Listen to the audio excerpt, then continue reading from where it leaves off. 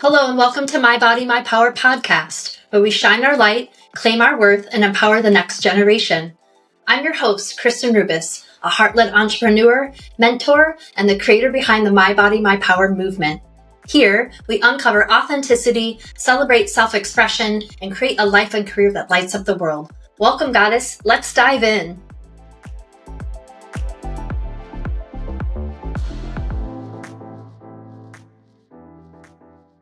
Hello, My Body, My Power friends. Welcome back to the podcast. I'm Kristen, your host, and I have the great honor of sitting and having an empowering conversation with Amy. Welcome, Amy. Thank you so much. I'm so happy to be here. Yes, I'm happy that you're here too. So tell our amazing listeners about the amazing work that you're doing in the world. Okay, I would love to. So it's a bit of a roundabout way of saying this, but I'll just briefly say that I have been a professional development coach for about 10 years. And I did not wake up one day and say, I want to become a coach. But I did actually know that in high school, I took one psychology class as an elective, and I knew that I wanted to become a therapist from that day. And I went to college. I immediately declared my major. I studied psychology and I loved every second of it. However, I do feel like a liberal arts degree kind of leaves you with this, what does that actually mean in reality? Now I have to, what does that actually look like in a job? You learn all the theories and the science and all of the background, but you don't really understand what that's going to look like. And I was just kind of burnt out from school. And so I did what any young 21-year-old does. And I just moved to New York City and I didn't have a job. I didn't have a plan. I rented an apartment literally without a job. And I was like, I'll get something when I get there. And at the time, it felt so natural. Of course, it's going to work out. And then looking back, everybody was always so shocked when I would tell them, I moved to New York without a plan. And it never crossed my mind that it wouldn't work out. And I had a job within a week. Awesome. But, so it's interesting. I know, I think that actually speaks a little bit to mindset work too, because if you just believe that so much, it's just of course. Exactly. And that was before I was even in that world at all. And I had some internship experience in marketing, and I just through a friend of a friend got a job at Ralph Lauren, and I did fashion PR and marketing and also for their home collection. And I was just young and having fun, and I was happened to be excellent at it because it was public relations and marketing, and it was just understanding people. But, I think that as I continued on with that trajectory of my career, I slowly started to feel more and more disconnected from myself. And it happened so slowly that I didn't notice at first. And, on the surface, everything looked great. I was getting promotions and I was making great connections and I, was moving up in the ranks. And I actually ended up transferring from Ralph Lauren to working at Louis Vuitton, which was a big deal at the time because it was moving into this high fashion space. And, there is this mentality in fashion where you can't go down market and then expect to go back up into luxury. And so it was this was the upper echelon of success, right? And so I'm the director of communications at Louis Vuitton for Louis Vuitton America. And I was miserable. Miserable. Hated that job. Didn't really jive with the people. And it was it accelerated the trajectory of me needing to make a really big change. And I tell people this a lot, my kind of turning point moment was just coming home one night from work, because I was working very long hours. It was always nighttime. So it was 9 p.m. I get home and crying because I'm so exhausted and burnt out and just miserable. And my then boyfriend, now husband, said to me, I don't remember the last time that you came home from work not crying. And it was just a real wake up call of wow, I am so out of alignment with who I am supposed to be. Yeah. And that actually made me start to think about, okay, well, what do I want to do? And obviously I had always thought I wanted to become a therapist. And I think that one of the reasons why I never really pulled the trigger is because for me, it always felt like there was this missing piece in therapy Hmm. where, I think that you can do such beautiful transformative work in therapy. And I even have a therapist. I have a therapist, I have a Hmm. coach. I use them for different purposes. But for me, it was always that missing piece of, wait, we can talk about this kind of forever. Like we can cycle around this kind of forever and never really get anywhere. Hmm.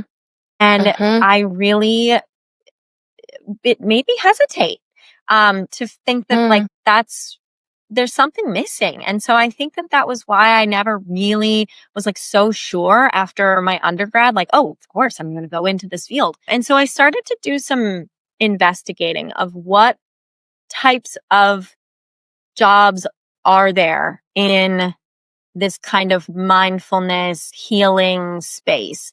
And I interviewed so many people. I interviewed like a Reiki practitioner and a yoga instructor and therapists and, energy workers and healers of all sorts. And I also at the time interviewed a couple coaches, and it was like a light bulb moment of like, oh my God, like Hmm. this is that missing piece. This is how we bridge the gap.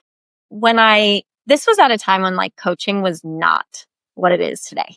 Like it Yeah. was the kind of thing where like you say, oh, I have a life coach as I roll my eyes, or like people would like joke about it. I remember my very first coach telling me like, don't tell people that you're a life coach when you tell them what you do.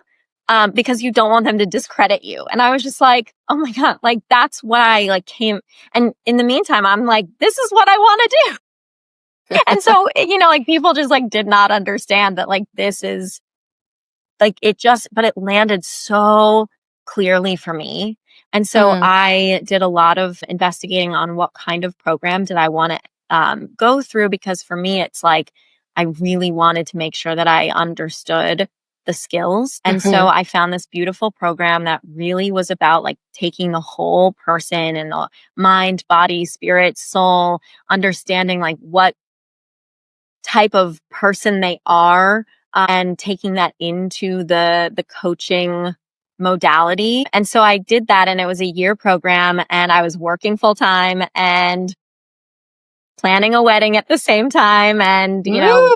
and then like, yeah, it was a crazy period of time, but like, I just knew without a doubt that this is what I was meant to do. And it's been 10 years, and it's been so beautiful to be able to watch people literally transform their lives in front of me and through the work that we do. And when I say that I feel like I found my calling, I don't mean that lightly. I truly feel like this is my calling. Good for you.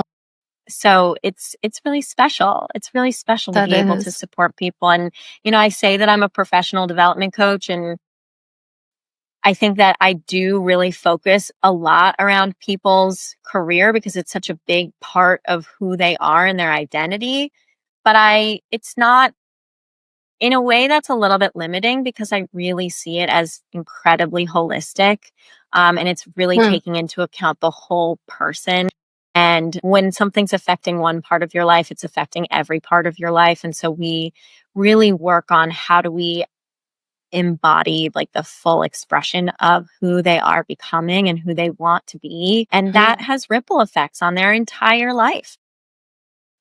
And so even though I say professional development coach, it's more like intuitive development, life Right. development, but with a focus on how do we actually like support them in their next level of success with their career. So Good for you. yeah, Congratulations. thank That's a you. beautiful journey and amazing that you had this like elite job in New York, if you will, Yeah. and, hit burnout and just like got to experience that complete career trajectory. And like you were climbing the ladder, if you will, and got to the top and no good, I mean, I Yeah. appreciate that you were able to honor that and that you didn't, because you were younger.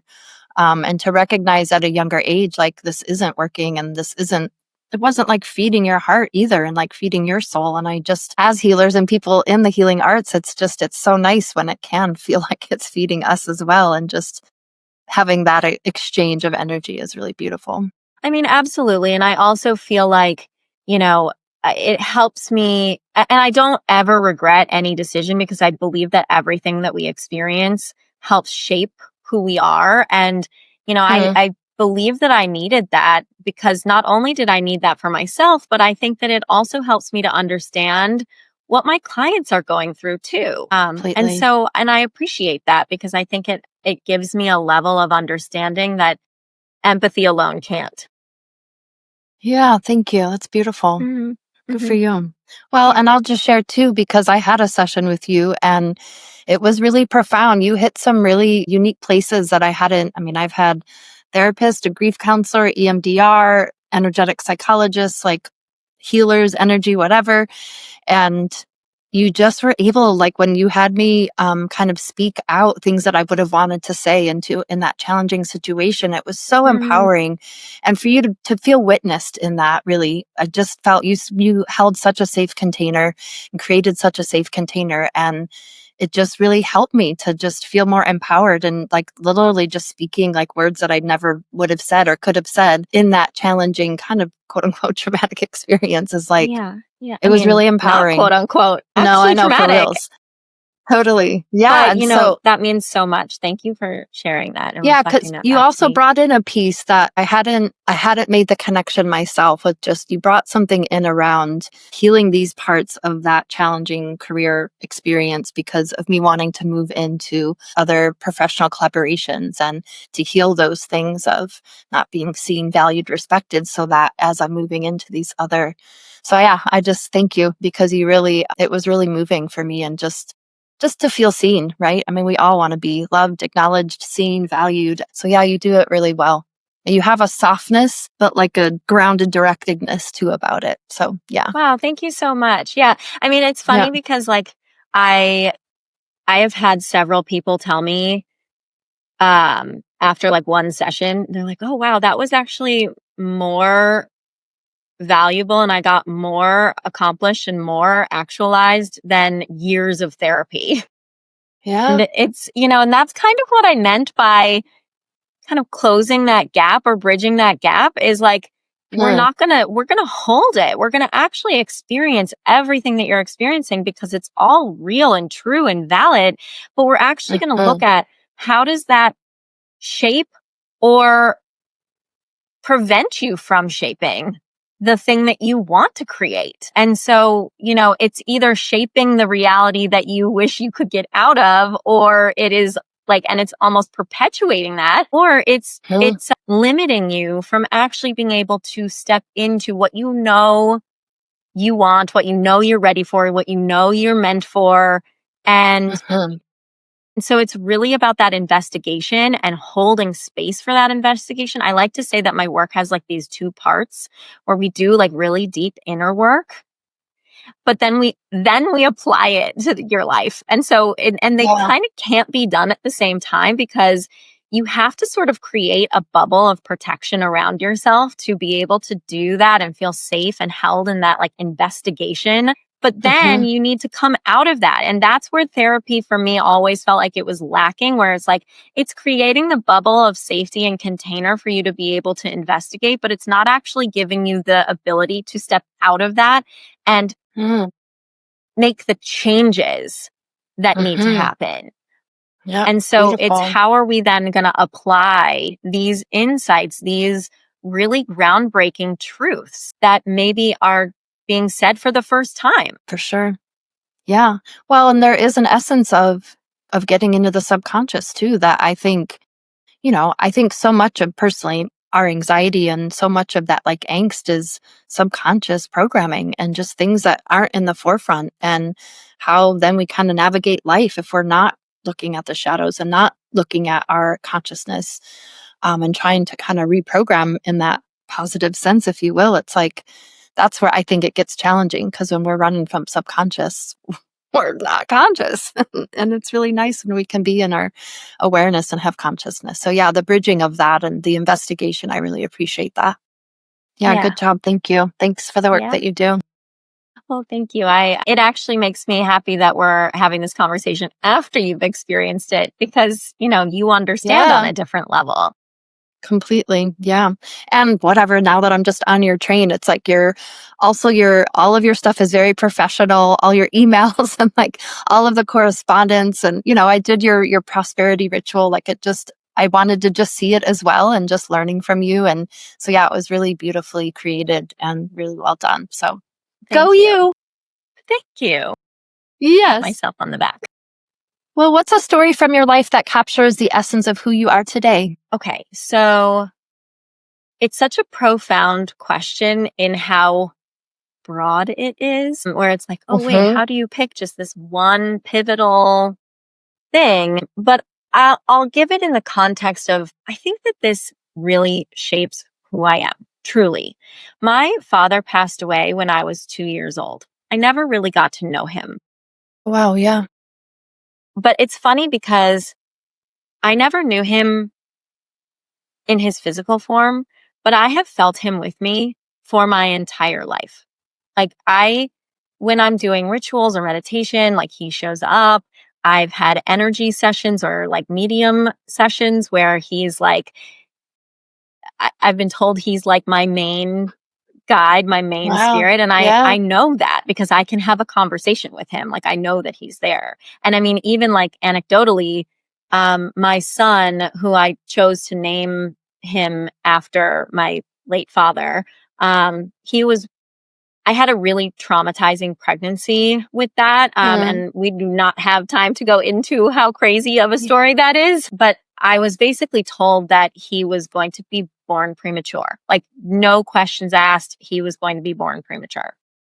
And not only was he not born premature, he was born 6 days late. And then he happened to be born on my dad's birthday. Oh my God. Which Wow. just felt like my dad was there saying like, I'm here. I know that like, I appreciate this honor that you are, carrying on this legacy, but I'm here. And and it felt like love, it felt like light. But that's actually not the story that I just meant to tell you. So like when he passed away, what happened was when you are 2 years old and you don't have that presence in your life, there's trauma involved in it. And, my mom did an amazing job of being everything for me and my sister. And she also put us in like grief counseling. And, I actually think that like part of the reason that I wanted to become a therapist was because like I just understood that language from a very young age. Wow. I don't know. My sister is not the same as me and she was also in grief counseling. So like maybe that's not it, but like what happened is that I had to really work through a lot of fears of abandonment, not because my dad wanted to abandon us, but because that's what happened, and it would never have been a choice that he made, but it's the reality of what I experienced as a young child developing. I mean, they say like the first 7 years are so pivotal and to go through something that traumatizing. And so I think that shaped a lot of who I was, especially in my younger life. And so that made me into very much a people pleaser and very much a shapeshifter and very much like I will adapt myself to whatever situation I'm in or create the conditions in which I will belong, even when it didn't feel like it was me, because it was like a version of me or a thing that like a role I was playing, but it was like really accepting what other people wanted for me so that I could be accepted. And meanwhile, I have had a very strong intuition for my whole life. It speaks to me very, very loudly, like in the ways that are big and small. Big meaning like maybe we'll talk about like, big decisions that have been made because of intuition, but also in little ways. Like I, could be driving home the way that I always drive home and I hear like a voice that just says like, don't turn that way. And I will listen and I don't turn and I look at, the road and there's like a 7-car pileup, and so it's like, it's always been very, very loud. And so reconciling that of being like this version of like, I'm not being me. I'm being who other people want me to be so that I don't get abandoned, so that people will want me or like me. And I've had to undo a lot of that because my intuition has like forced me to undo that, because it's like, wait, do I listen to like the true voice, or do I just do what everybody else is doing, or do I do what will make so-and-so proud or happy or whatever? And so I think that is something that had really shaped my younger life. And it's been something that I have actively, especially in the work that I do, like with my clients, like I'm a mirror, right? So like I have to do this work on myself too. And so it's about really undoing a lot of the ways in which I had programmed myself and been programmed to show up in the world, and let go of that to become the fullest expression of me, and trust and honor that that's actually going to lead me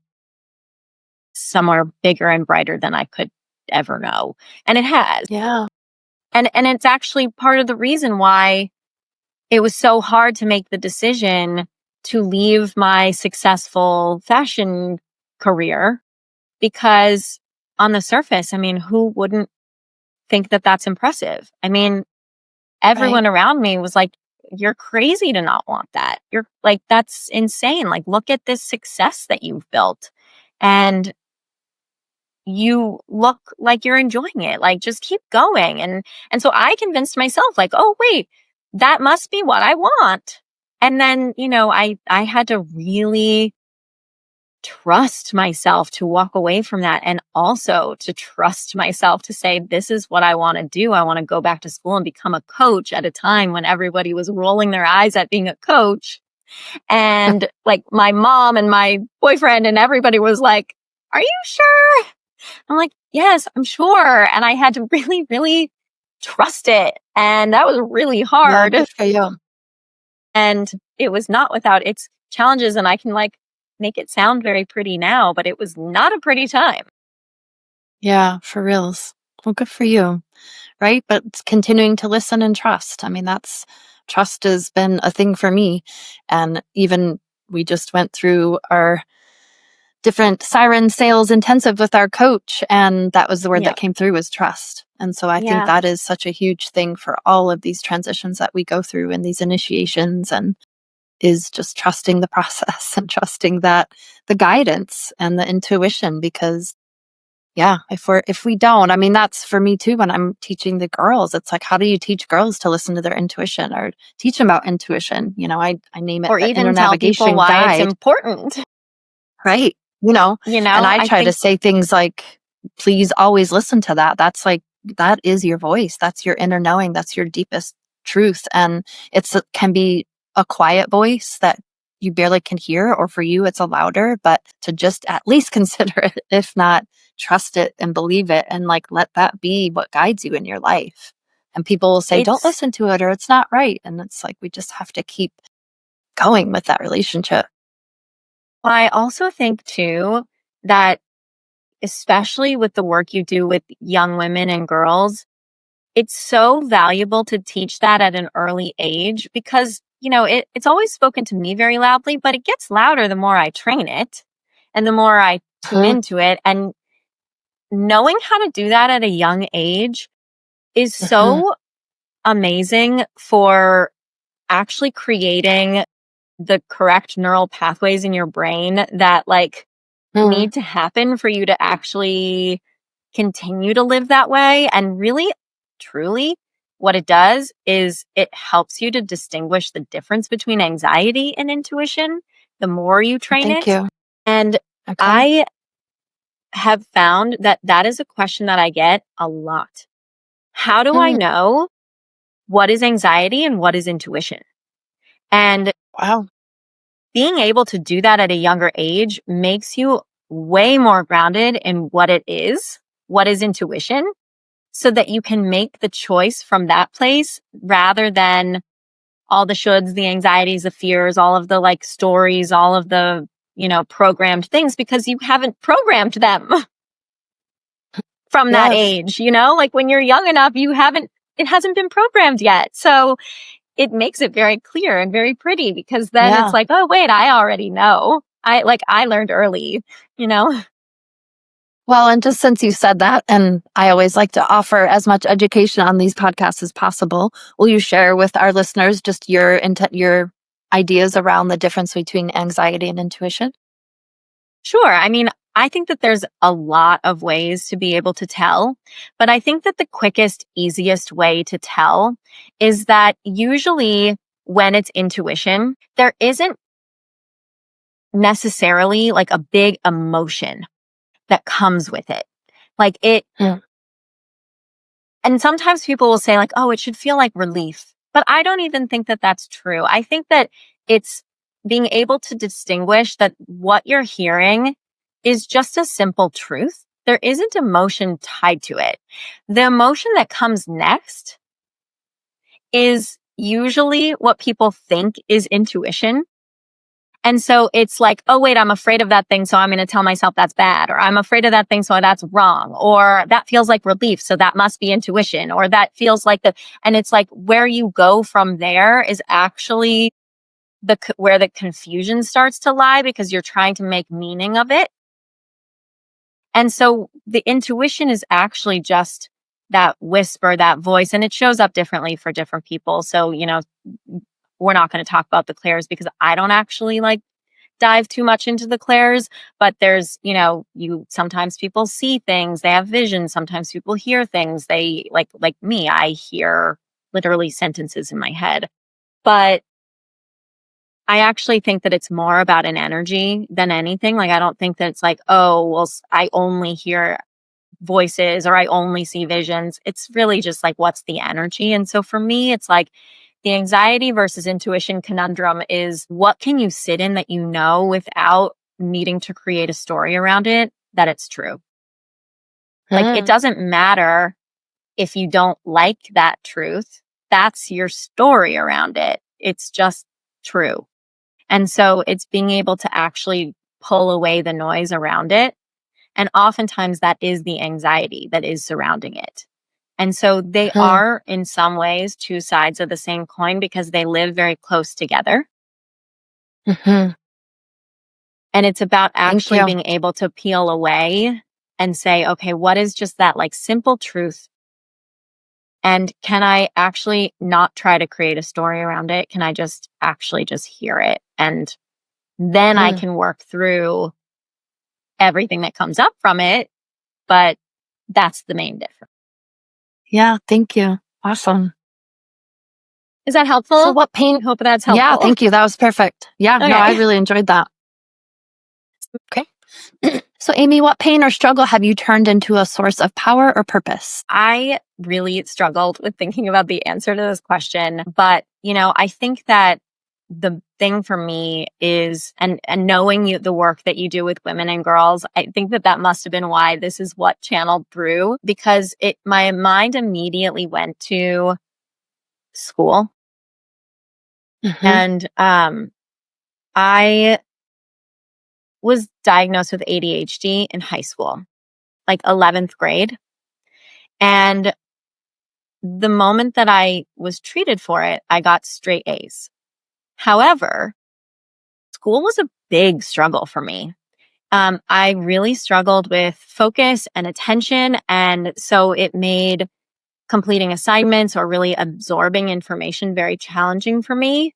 And so I had to work much harder than everyone around me to do well. And I've always been a very high achieving individual. And so I wanted to get good grades. I wanted to do well in school. And I just remember feeling like it was so hard. And I have a sister who's 1 year older than me, and she just breezed through everything. And then I would come in the next year doing the same classes and feeling like, why is this so hard for me?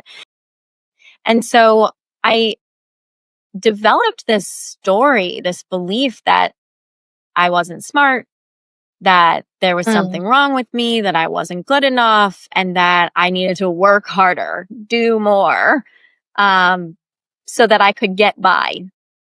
And so when I was actually finally diagnosed with ADHD and we learned how to manage that, I had people around me that helped me learn and we treated it. Everything got so much easier. And what I think that I mostly had struggled with is those beliefs, those stories of I'm not smart, I'm not good enough, there's something wrong with me. And I had to unlearn that. And I mean, honestly, I still kind of struggle with that. And because I think that what it taught me was that I have to do more, work harder to achieve my goals. And so it put me in this position of, well, if I just hustle more, if I just try harder, if I just like outpace the system, then I'll be fine. And that is very much not how life works. You can't always like gold star your way to success. Right. And so I think that the struggle, the pain is of my own making, because I wanted to achieve and I wanted to succeed. But I honestly think like who doesn't? I mean, right. I think on some level, everybody does. And so it was just the way that I learned to cope with it and then having to really undo and unlearn that process, which was and still is a battle. But, it's obviously much better now than it was in high school or in grade school even. It was something that was during a formative time too. And I do feel like school in and of itself, especially in this country, is really not set up to support different learning styles. It's very standardized. I mean, it's different now because I have 2 young children and one just entered the school system this year. He's in kindergarten. And I already see the differences. Like they have like wiggly chairs for them. And like they already like support different styles of children. And so I'm hoping that will feed into different styles of learning too. But, when I was coming up, that was not the thing. And it was very much like you standardize, you do this, and you like, this is how we will judge your performance, your intelligence, your level of success. And that was just not how my brain worked. Yeah. Wow. Well, I'm glad now you have more tools at this time in your life. But yeah, I'm sure so many people that are listening have had that experience too with either not being diagnosed or even with being diagnosed and trying to like fit in a certain way so that you were successful. I mean, it was always that trajectory.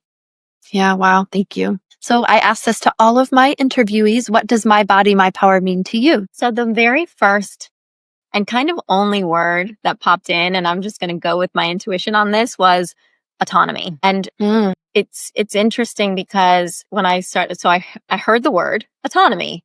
Okay, well, what does that really mean in the context of my body, my power? And for me, it like just the idea, my body, my power, it's like freedom. And it's, you can kind of interpret it as control, like I'm in the driver's seat. But for me, what it is like by creating that container of ownership, you're actually creating a container of radical freedom that you do not rely on, what other people need from you or think of you or believe for you, that you are kind of in your own core, in your own center. And that is, to me, the ultimate freedom. And so for me, it's like autonomy. You are the sole source of creation in your own life. Beautiful. Love it. How do your diverse experiences and qualifications come together to create a unique approach to your work? I mean, I feel like we've talked about a lot of my diverse experiences at this point and really talked about how those things all come together. For me, I think that ultimately at the core of my work, coming back to that idea of being the bridge, there's been so many times in my life that I have had to re-identify or redefine who I am. And partly because, I had to undo beliefs around, well, I need to be this version of me or I need to be this version of me, and like really needing to come into who I truly am. in order to create what I wanted to create, or, even in like personal relationships or personal friendships, just like being able to let go of what's not working. And I think for me, the core of what I do is supporting people in becoming the fullest expression of themselves, or the next iteration of expression of themselves that will lead them on this journey of that full expression. And it's about being able to move through all of the experiences that happen during that time. So it's, celebrating the alignment and seeing what's coming in as you move into that version, but it's also in supporting the difficulty of letting go and releasing old patterns or old beliefs or old experiences that you just can't bring with you into this new version. And so I think that not only my life experience of literally everything we've talked about so far, but then also in the training, the work that I do, like it's bringing in that psychology and understanding of the human mind, but then also the training in the coaching of being able to be that bridge. I mean, I think that there's nothing else I could possibly do, because it's like everything has led me to this moment. I have to do that, Yeah, yeah. It's a beautiful path. Wonderful. Well, what does radical self-acceptance mean to you, and how has it played a role in your journey? And I think that it's similar to that story about high school. It's like really allowing myself to undo these stories, these beliefs that we tell ourselves. And, self-acceptance, I mean, I think that what it is because I'm such a high achiever, and because I identify that way, meaning like I really want to do important things, and I really want to support people and have that like ripple out, because it's so potent what this can do for someone. I have all these ambitions, and like I want to do this, and I want to create that, and I want to make this project, and I want to, I could help someone in this world, and I could help someone over here. And so for me, the self-acceptance is actually a process of slowing myself down and really allowing myself to look at what is my actual capacity without trying to overdo it, because I'm so passionate and excited. Yeah. And really look at, well, this is my capacity right now, and letting that be enough. And Beautiful. I have 2 young kids, as I mentioned. So, that's a really challenging thing to do. And so if I'm practicing radical self-acceptance, what it really means is like practicing honesty with what I can actually say yes to and what I can't. And That's so awesome. that's a practice. It's hard, but it's, Yeah. Daily practices keep us going. Mm-hmm. Well, what is the one message or lesson you wish more people understood about the path you've chosen and why it matters? For me, it comes back to intuition. And I mean, when we talk about like my body, my power, and what that means to me, meaning like autonomy and being the sole source of creation in your own life, it's really understanding how valuable your intuition is in being the version of you that you were put on this planet to be. And, we have to undo, and I think we all kind of go through this as we get older, is kind of undoing that core need for belonging so that we can become who we are meant to be. And if we can help people do that sooner, it's not like you go through an initiation. Everyone goes through an initiation when they turn like 30 or 40 or 50, and it's all of a sudden like, oh, now we get to be who we're like. You can be in control of that. You can do that as young as you want. And then you get to experience the fullest expression of your life for a much longer period of time. And so I think that when we look at intuition, it is not just a tool. I don't see it as this like selfish tool of, well, I just want to be me. I see it as a way for people to come alive, and that creates ripple effects in the entire world. I mean, think about if everybody was just truly honest with who they were and came from that source of pure, true, divine love of themselves, and how different the world would look.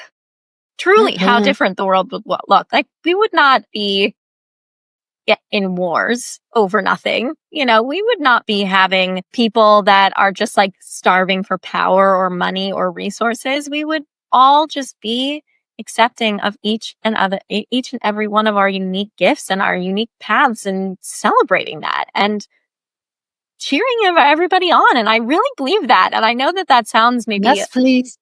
so, it's the new earth. I mean, we are living examples of it. And it's all of these potentialities of really shifting in consciousness and honoring the intuition and these things that, we've learned and that we're sharing in our healing practices. But yes, if it could be the way of life for everybody and just honoring those pieces, I agree in a sense that our frequency and our vibration would be different, and thus the world would be different, because when you can honor that authentic truth of thyself, then that's it. Authenticity is the highest vibration on the planet. Like, it's not love, it's authenticity. So the more that we can tap into that, then being in our fullest, truest expression, that's a beautiful vibration right there. And just that individuation. So good for you. That's cool. And when you say individuation, I mean, I really see it as we're all one. I went to a Herbie Hancock concert this week. And I don't know if you know who he is. He's a pretty prolific jazz musician, and he's 85 and he's on stage like doing jumping jacks with a, keyboard guitar, and like, he's amazing. But he was talking a lot about, how crazy it is that, we as human beings are the only species that kill one another not for food. Yeah, completely. Why do we do that? And then he said and then he was like, we divide ourselves. We create these divisions. And that's what sometimes people think like individuation is like me versus. And, the point is that there's one family in the human race. There's just one.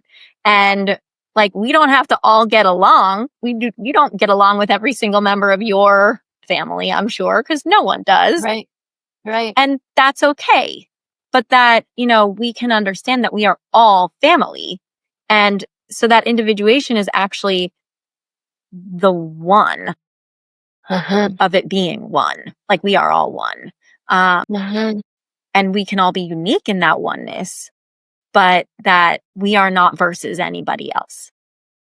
That it actually, the more that we individuate, like come into our intuition and into the version of us that we are meant to be, the better off everyone is around us. Yes. A woman, amen to that.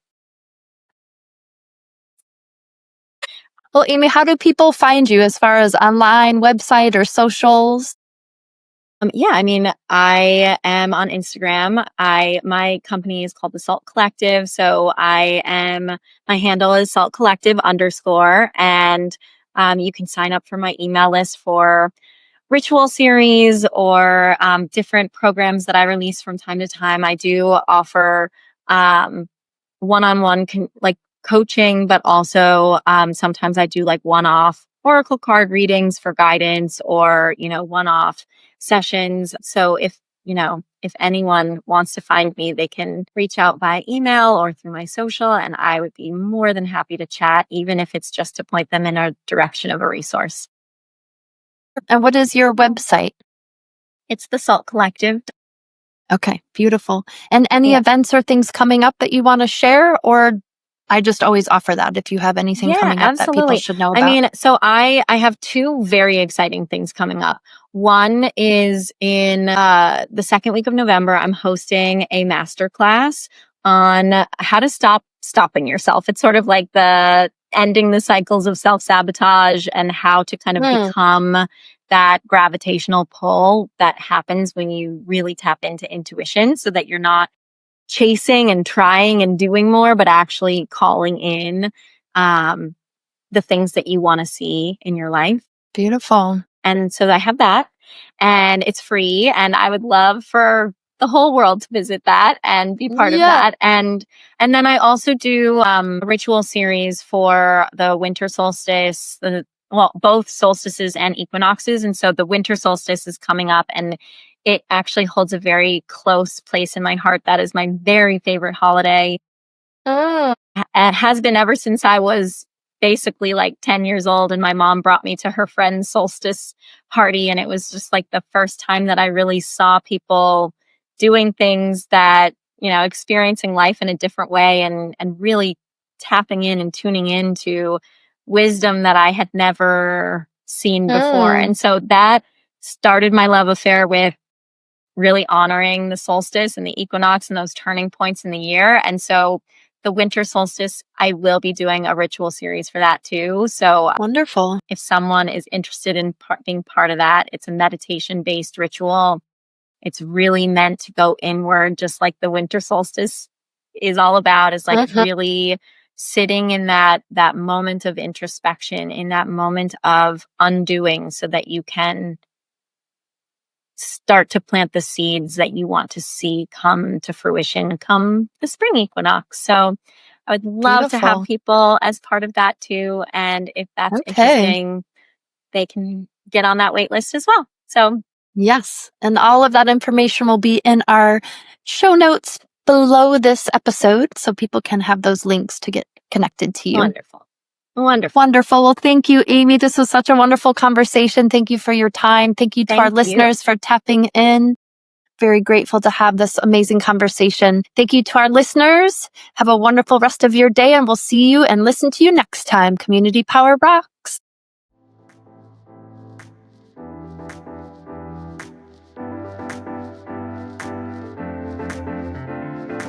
Thank you for joining me on this journey of empowerment and connection on the My Body, My Power podcast. If you loved today's episode, be sure to subscribe, leave a review, and share it with someone who inspires you. Together, we're creating a ripple effect of confidence, courage, and light. Until next time, Goddess, keep shining your power.